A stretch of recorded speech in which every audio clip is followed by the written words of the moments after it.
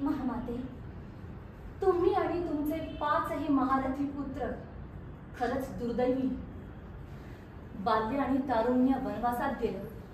गृहस्थाश्रमात सारी सुख राजवैभव पायाशी लोळत असताना ही द्यूताची दुर्बुद्धी झाली आणि आता परत वनवास.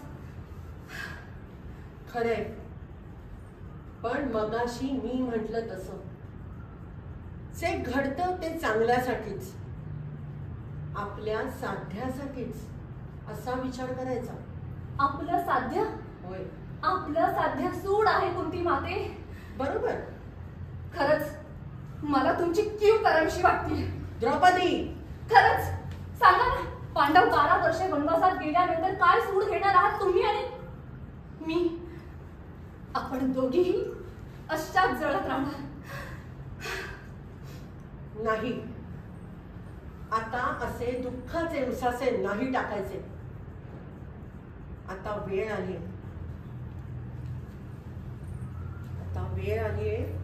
उद्या पहिल्या प्रहरी तुम्ही वनवासात जाताना सारं हस्तिनापूर पाहिल आणि मग पौरजनांच्या मनात कुरूंविषयी कडवट संताप जागृत होईल आणि पांडवांविषयी सहानुभूती.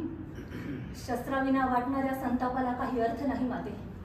आणि पौरजन तरी काय, अंधराजाची प्रजाच खालमानेने नक्राश उडाळतील फक्त. जसे वस्त्रहरणाच्या वेळी पितामह कृपाचार्य द्रोण खालमानेने मुठी वळत होते फक्त.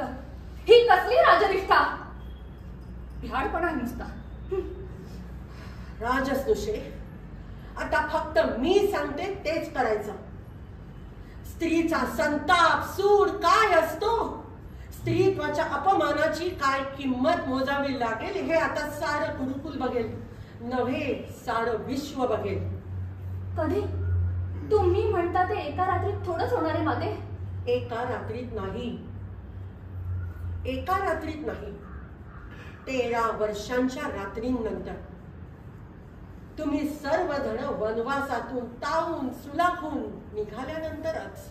आम्ही म्हणजे मी? होय, तू देखील जायचेस.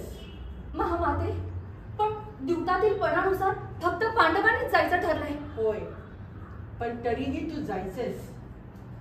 12 वर्ष त्यांच्या बरोबर वनवासात हाल अपेष्टा सहन करायच्या आहेत. महामाते. होय द्रौपदी, वनवासात त्यांच्या बरोबर सतत राहिल्यानं तुझ्या अपमानाची जखम भळभळत राहील. आणि एक लक्षात घे, भीमाला सतत त्याच्या प्रतिज्ञांची आठवण करत राहायची. त्याकरता तुला एक करावं लागेल. काय?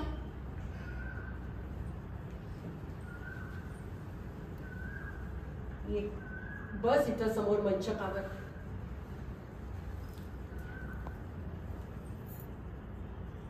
तुझा हा सुंदर केश संभार वनवासात असाच मोकळा ठेवावा लागेल द्रौपदी. महामाते. होय द्रौपदी, असाच मोकळा सुटलेला ठेवावा लागेल. त्या क्रूर दुःशासनानं खसकन ओढून तुझा हा केश संभार मोकळा केला होता ना. होय. आणि त्यावेळेस भीमानं काय गर्जना केली होती? दुःशासनाची छाती फोडून त्यातल्या गरम रक्तानं तू माझे केस सावून विळणी घालणार आहे. हेच त्याला सतत टोचत राहिलं पाहिजे की आपल्या प्रतिज्ञेपायी द्रौपदीला केश संभार मोकळा ठेवायला लागलाय. आणि द्रौपदी, एक लक्षात घे, वनवास काळात गृहस्थाश्रमीच्या संसारासारखा संसार करायचा. म्हणजे त्या 5 वाटणीला तू वाटणीप्रमाणे आली पाहिजेस, त्यात रत झाली पाहिजेस. त्याने काय होईल? वनवास काळात त्यांच्यावर विरक्तीची फुटं चढणार नाहीत. त्यांच्यातलं पौरुष्य तुझ्यामुळे जागृत राहणार आहे. द्रौपदी, एक लक्षात घे, त्या 5 वेगवेगळे जरी संसार असले तरी एकत्रित पांडव म्हणून ते तुझ्यावर प्रेम करतात, तुझ्याबरोबर संसार करतात.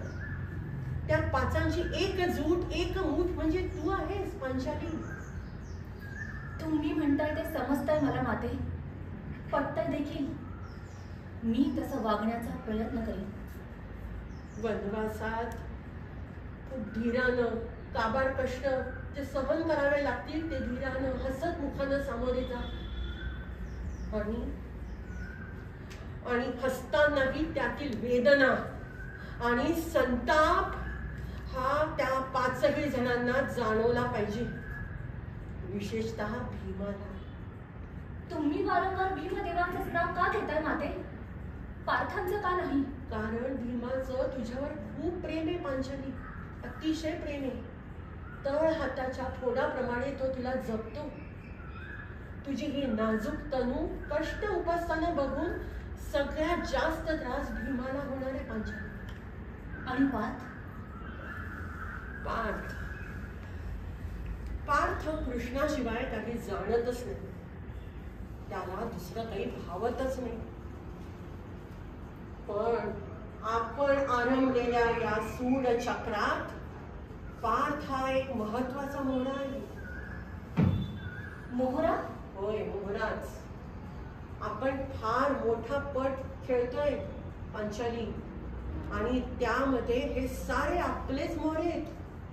पांडव, वीर, पितामह, आचार्य सगळेच. मीही एक मोहराच आहे ना महामाते? तसं समज. पण आपल्या पटावरचा मुख्य मोहरा कृष्ण आहे. अंगराज कर्ण देखील एक महत्वाचा मोहरा आहे.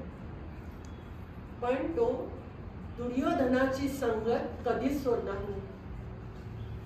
पण त्याला त्याच्या जन्माचं रहस्य सांगून त्याची एक बाजू मात्र लंगडी जरूर होऊ शकेल.